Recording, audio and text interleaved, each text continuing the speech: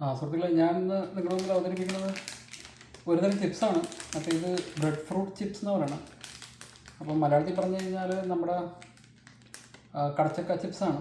അപ്പോൾ നമ്മുടെ ഭൂമി മലയാളത്തിൽ അങ്ങനെ മാർക്കറ്റിലൊന്നും അധികം കണ്ടിട്ടില്ല. ഇനി ഉണ്ടെങ്കിൽ ആരെങ്കിലും കമൻറ്റ് ചെയ്യുക. അപ്പോൾ അധികം പോപ്പുലറല്ല. അപ്പോൾ ഇതിനെപ്പറ്റി ഇതിൻ്റെ ഫീച്ചേഴ്സൊക്കെ എഴുതിയിട്ടുണ്ട്. അത് ഗ്ലൂട്ടൻ ഫ്രീ, അത് no cholesterol, no MSG, zero trans fat, പിന്നെ ലൈറ്റ്ലി സോൾട്ട്, ഇതൊക്കെയാണ് ഇവിടെ ഫീച്ചർ ചെയ്തേക്കുന്നത്. പിന്നെ ഇത് കരീബിയൻ സ്റ്റോറിൽ നിന്ന് മേടിച്ചാണ്. ഇത് നമ്മുടെ ജമൈക്ക എന്ന് പറഞ്ഞ കൺട്രി, ഇവർ ഹമൈക്ക എന്ന് പറയണം. ഹമൈക്ക കൺട്രിയിൽ മാനുഫാക്ചർ ചെയ്തതാണ്. അപ്പോൾ കരീബിയൻ സ്റ്റോറിലാണ് ഇത് കിട്ടണത്. ഇൻഗ്രീഡിയൻസ് പറയുന്നത് bread fruit, sunflower oil, sunflower oil അല്ലെങ്കിൽ പാം ഓയിലാണ് വറുക്കണമെന്നാണ് പറയുന്നത്. പിന്നെ സീ സോൾട്ട്, ഓണിയൻ പൗഡർ,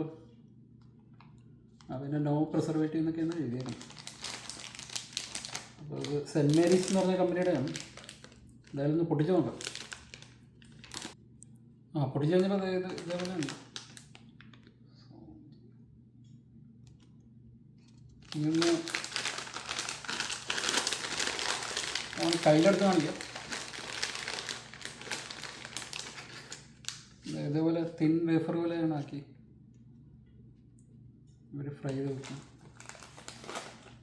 ഇതുപോലെ കട്ട് ചെയ്തെടുക്കാനുള്ള ബുദ്ധിമുട്ടുള്ളതെന്ന് തോന്നുന്നു എനിക്ക്. എന്തായാലും ടേസ്റ്റ് ചെയ്ത് നോക്കാം.